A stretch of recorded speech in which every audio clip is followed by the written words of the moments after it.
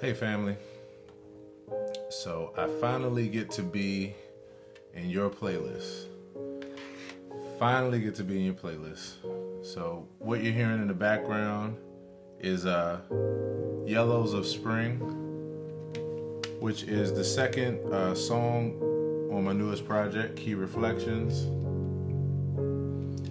And I'm very happy, very excited, very honored to bring this expression to you. So what do I mean by that? I'm happy to finally be in your playlist. So I've been putting out a lot of music for a while. I have literally hundreds of albums out for the backing tracks that I've been doing for years, and some original music. But as far as my own personal original music, especially in this newer season of my life, in the last, I want to say 5 to 7 years, I haven't had a project that's out on all the platforms, all the streaming platforms. And that's what I'm excited about today, because I finally get a chance to be in your playlist. Happy Monday to everybody here. And if it's not Monday when you watch this, happy whatever day it is. So I finally get to be in your playlist. I'm excited because I just released the new project, Key Reflections. And as of today, Key Reflections is in every platform, Amazon, iTunes, as well as all the streaming services. So whatever your preferred service is, streaming service or either download service, I can finally be in your playlist. If you have Spotify, if you have Apple Music, you have iHeartRadio, I encourage you to please go and download this project, Key Reflections, Aaron Hill. And it's what you hear in the background. And this sparks up a conversation around a couple topics, really. So, number one, we're going into 2020, and I'm excited about this project because I know I've been releasing a lot of content regularly for years now, and a lot of you all tune into that content on Facebook and YouTube and Instagram.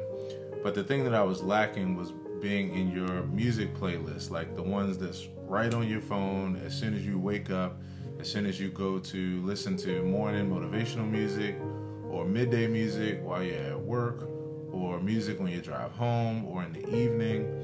And so I'm excited because now I'll finally be able to be on those lists. And it's been a long time coming, but this is the first of much music that I'm getting ready to release in this coming season of my life. So you can click the link around this video below or to the side, depending on what platform you're watching on. And that link will take you to a page that will give you the full list of all the streaming services and digital download platforms. And you can just pick from that list and just go ahead and add this to your playlist right away. I think that this music really serves for meditative time, for sleep time, for reflective time, for any kind of quiet time that you need. And I'm just over the top excited about it because of that. So check it out. I really am interested in what you think. There are 9 original tunes on here and 1 cover. And there are 2 bonus tracks at the very end.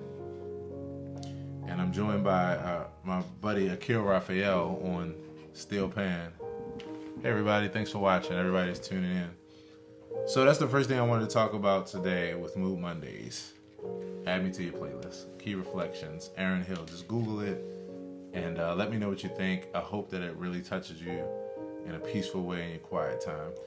The second thing that extends from this is that I'm going into this Key Reflections solo piano and piano serenade season. And so what that means is I'm looking to do a whole lot of solo piano work for you and for people that you know, starting in 2020. Really, I'm taking bookings now. Hey Jacqueline, thanks for hanging out. Who else is here? You Francia, thanks for hanging out. Mr. Ewings, thanks for hanging out. So I am I wanted to put out the information to basically say that I'm available for bookings for this Key Reflections project and concerts, as well as the piano serenade concept that I have.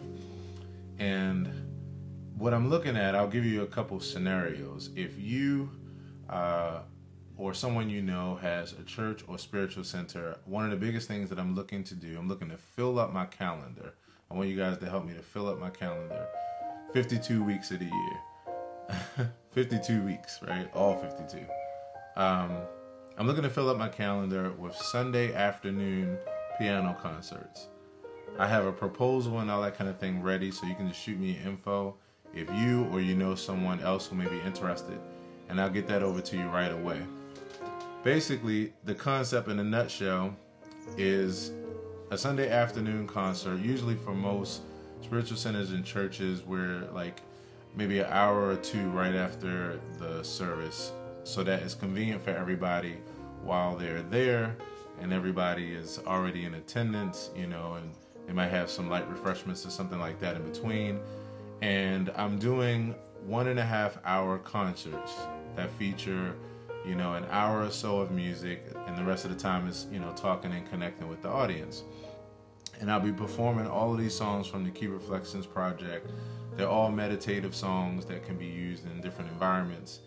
And I'm looking to make it where the organizations, community centers, churches, spiritual centers, can do these as free concerts for their people. And I just have a little guarantee. If you shoot me your information, if you're interested, then I'll email that proposal to you, and you can see all the info on there. But I'm pretty much looking to travel around the area here and abroad too, where everything makes sense. So yeah, Key Reflections, solo piano concerts, and mainly I'm looking to do events on Sundays afternoons for different congregations and audiences, and then also private in-home concerts and that kind of thing too. It's something I've been doing for a while, and I'm looking to do that. So if you're interested in a in-home, you know, private concert, by all means, shoot me an email or drop a line to this particular video if you're on the different social media platforms. And yeah, let's fill up this 2020 schedule. I'm really looking to spread the love through music, and as well as to build with the people and create relationships. You know, that's the main thing that it's about for me.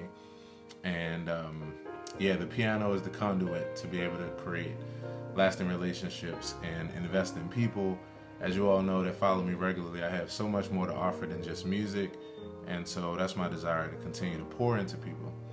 And speaking of pouring into people, the other concept, well, let me go back and tell you about the event this last Friday, and then I'll tell you about the concept that's coming out of that. So last Friday we had the first GEMS Symposium. I just want to say thank you to everybody that showed up.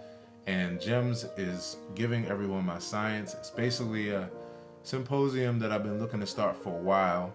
It's just based off of my giving nature and how I've always helped people over the years with anything that I knew that I could help them with, any knowledge or information or experience. So kicked off the symposium, and it was really fun pouring into the people. There were ages there from 10 up to 70s. And it was really fun pouring into the people, because it's like playing genres of music, different genres of music, as I was explaining to the audience. To be able to help different people with different backgrounds, different legacy goals, you know, it was just a blast. So those of you all that weren't there and don't know what I'm talking about, the GEM Symposium is, you know, basically an event that I've just started, where people come together and where I share all the knowledge and information that I have to help people to build legacy using modern technology, tools, and resources. I'm a person that, you know, since 2006 has been utilizing this device in front of me, this smartphone, and this connection that I'm connecting with you on social media or the internet or email, YouTube, that whole kind of thing, to really create connections, to build a worldwide presence, following, and business.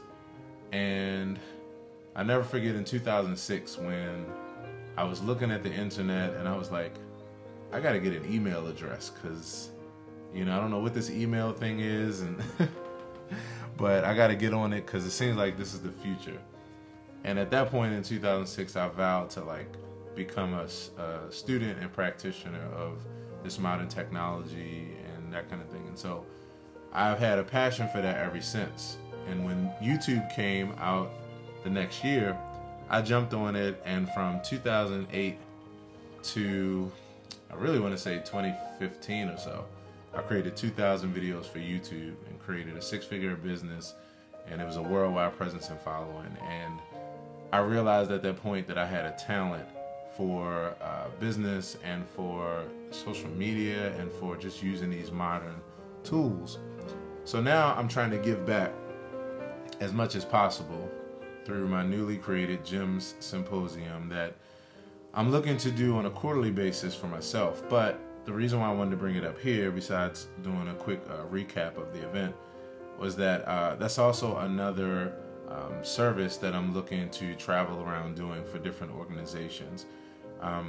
Within different communities, there's a lot of people that have goals, that have their own side businesses, that are entrepreneurs, or they're just hobbyists, or they're just people that's, really interested in leaving a legacy or have a message or product or service to offer. And what I want to do in different settings is to be able to come to a community and to be able to do the GEMS presentation for their community. So if you or anyone that you know, any organization, same thing, churches or community centers, spiritual centers, any kind of group really, that are interested in this information for the people, let me know, because I'm also taking bookings for that as well. And I would love to come and pour out. It's nothing that's more satisfying for me than pouring out to the people and sharing what I know to help others. So that's the second concept. And the event last week, it was great. So there was 2 highlights that I want to tell you about, and then I guess I'm gonna go ahead and end this video. If you're watching live, please drop a line. Let me know how your weekend was and how your Monday is. Oh, and also one more thing too for everybody watching. I'm trying to get as many people as possible to be able to tune into my Mood Mondays show. And so in order to do that, one thing I have to do is find out what time is most convenient for you.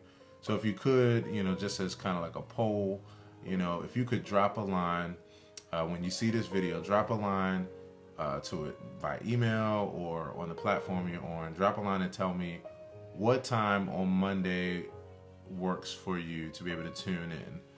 What time frame? Between 7 and 8 p.m., between 12 and 1 p.m., between 10 and 11 a.m. Just drop a line, because I want to take a survey or take a poll and then start doing the broadcast at the time where the most people can tune in. Because it's all about being interactive, and I really want to know how your weekend was and how your Monday was. So 2 highlights from this past weekend's GEMS event. One was that there were 2 10-year-old girls there. Shout out to Donetta Hinton and Nicole Starrett for bringing the kids. Donetta was there. These were her grandchildren, Symphony and Melody, 2 beautiful 10-year-old girls. And their desire and her desire was for them to leave a legacy and to be able to start building, their visibility as far as just their gifts and their talents. They're 2 really talented girls that are into different things like painting and drawing and music and violin and all this kind of stuff. So that was a lot of fun being able to pour into them. And I feel like this is me gauging myself and using how can I put it? Using the audience to be able to gauge the kind of job that I'm doing, how well I'm doing. So as I said, the age range was from 10 all the way up to 70. So I didn't expect to have any kids to come, even though it was open to kids.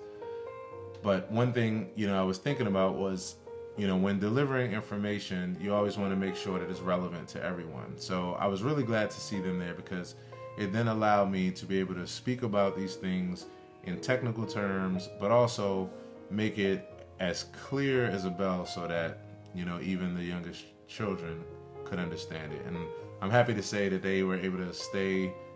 I was able to keep them engaged and tuned in the whole time. I saw a couple times when I said a few things and they kind of looked at me. I'm like, okay, I'm doing well, because if you can break it down to a kid, then everybody can understand it.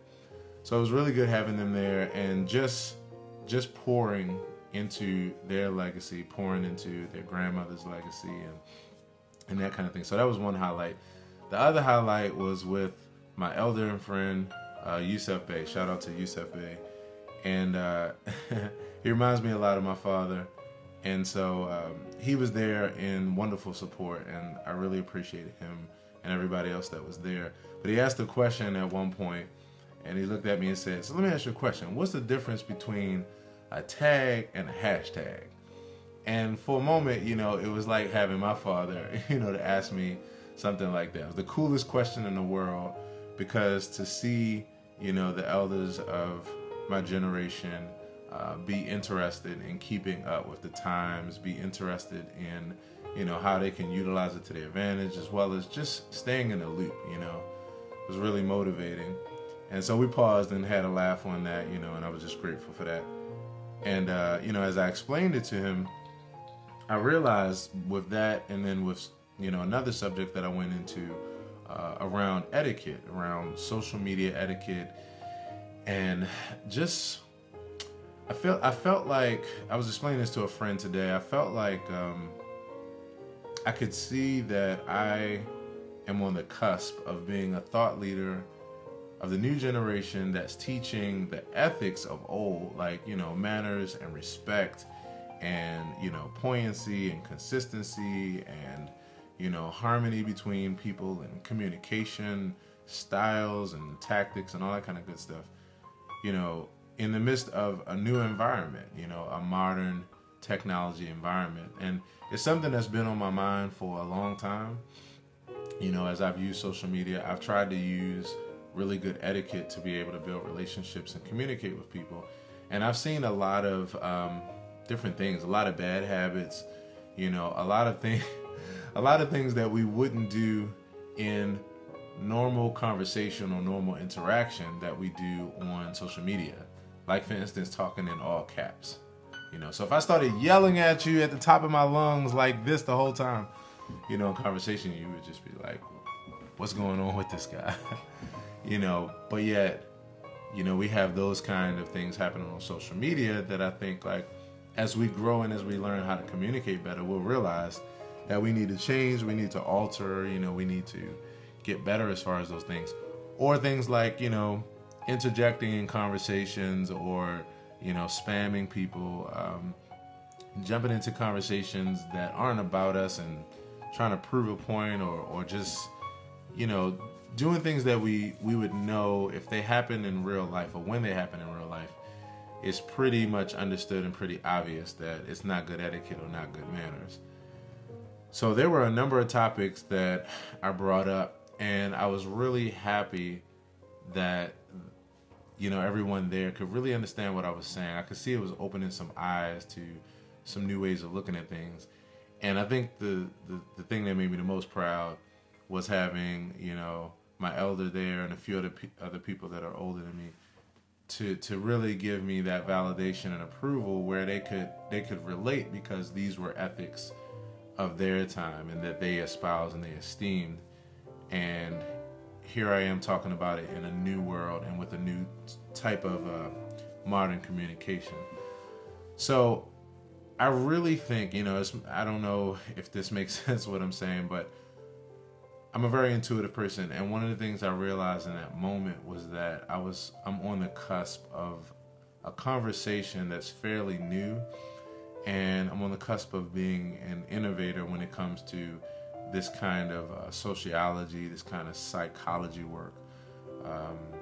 And that really made me proud. It really made me happy, the thought of that. So one of the things that I'm going to do, and I keep saying it and saying it to different people, now I'm saying it to you all, the thousands of people that will see this video, I am going to start doing parody videos, or example videos that'll probably be funny parodies, where it'll demonstrate some of the things that we do on social media that if we were to do that in real life, you know, we would see how funny or how silly it was or how just wild it was. You know, things like, you know, having a conversation like how we do in an inbox, and then getting to a point where someone asks a question or make a statement or give us a compliment, and we don't say anything back. We just literally drop the conversation and just leave and walk out the room, you know, or just give a thumbs up. This is one that always got to me. I guess I might be by myself on this, but you know, when someone gives you a thumbs up in the midst of a conversation, thanks for the thumbs up, whoever just did that. When someone gives you a thumbs up after you've like poured your heart out, like you've told them every emotion down to the core of how you feel, you know, and it really, you know, involves a different kind of response than just. So I'm gonna actually do a parody. That's probably gonna be one of my first parodies that I do, where, you know, I have a conversation with someone and they pour out their heart and I listen, you know, I'm a good listener and everything. And then as soon as they're waiting for, like, you know, a deep and thought-provoking answer, you know, I'm just gonna go and just walk out.